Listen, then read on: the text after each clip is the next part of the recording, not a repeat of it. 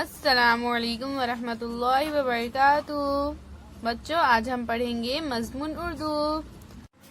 بچوں آج ہم ایک ایسی خاتون کے بارے میں پڑھیں گے جو بہت ذہین تھی اور بہادر بھی تھی، اور اس نے بچپن ہی میں کئی زبانیں بولنا سیکھ لی تھی۔ چاند سلطانہ چاند بی بی کے نام سے مشہور ہے۔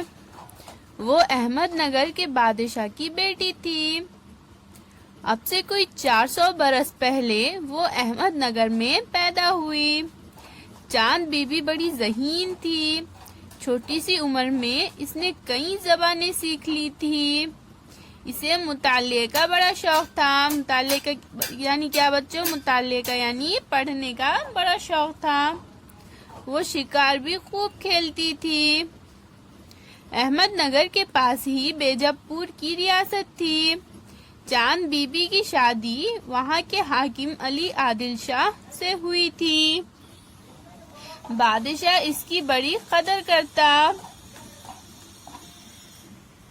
دونوں ساتھ ساتھ سیر کرتے، شکار کو جاتے۔ دربار میں بھی ملکہ بادشاہ کے ساتھ ہوتی تھی۔ سلطنت کے کاموں میں علی عادل شاہ چاند بی بی سے مشورہ لیا کرتا تھا۔ چاند بی بی لوگوں سے خود ان کی زبان میں باتیں کرتی تھی، اس لیے لوگ بھی اپنی ملکہ کو دل سے چاہتے تھے۔ وہ اس کی بڑی عزت کرتے تھے۔ چاند بی بی کی شادی کے 16 برس بعد اس کے شوہر کا انتقال ہو گیا۔ اسے کوئی اولاد نہ تھی جسے تخت پر بٹھایا جاتا، اس لیے چاند بی بی نے اپنے بھتیجے کو تخت پر بٹھا دیا۔ اس نے اپنے ننھے بادشاہ کی سرپرستی کی اور بڑی خوبی اور محنت سے حکومت کا کام سنبھالا۔ اس نے اپنی ریاست میں بہت سے کنویں کھدوائے، تالاب، سڑکیں اور کئی عمدہ عمارتیں بنوائی۔ اس طرح اس نے اپنی ریاست کی ترقی اور بھلائی کے بہت سے کام کیے۔ دہلی کا شہنشاہ اکبر سارے ملک کو اپنی سلطنت میں شامل کرنا چاہتا تھا۔ اس نے اپنے ایک بیٹے کو فوج دے کر احمد نگر پر حملہ کرنے کے لیے روانہ کیا۔ یہ خبر سن کر چاند بی بی احمد نگر پہنچ گئی اور اپنی ریاست کو بچانے کی تدبیریں کرنے لگی۔ اس نے احمد نگر کے قلعے میں کھانے پینے کا بہت سا سامان جمع کر لیا تھا۔ اسے خوف تھا کہ دشمن کی فوج زیادہ دنوں تک قلعے کو گھیرے رکھیں گی تو قلعے کے اندر لوگ بھوکوں مر جائیں گے۔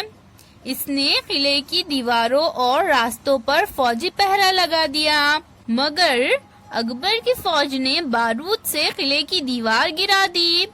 چاند بی بی ٹوٹی ہوئی دیوار کے پاس کھڑی ہو کر دشمن کا مقابلہ کرنے لگی۔ قریب تھا کہ اکبر کی فوج ہار مان لیتی، مگر چاند بی بی کے کچھ ساتھی دشمن سے مل گئے اور انہوں نے اسے قتل کر دیا۔ چاند بی بی اپنے ہی لوگوں کے ہاتھوں ماری گئی۔ اس نے ساری دنیا کو دکھا دیا کہ وطن کی محبت کسے کہتے ہیں۔ اس نے ثابت کر دیا کہ ایک عورت بھی بہادری کے جوہر دکھا سکتی ہے۔ تو چلیے بچوں اب ہم الفاظ معنی پڑھیں گے۔ ذہین یعنی عقل مند، مطالعہ کرنا یعنی پڑھنا، سرپرستی کرنا یعنی دیکھ بھال کرنا، عمدہ یعنی اچھی، تدبیر یعنی کوشش، منصوبہ، جوہر یعنی خوبی، صلاحیت۔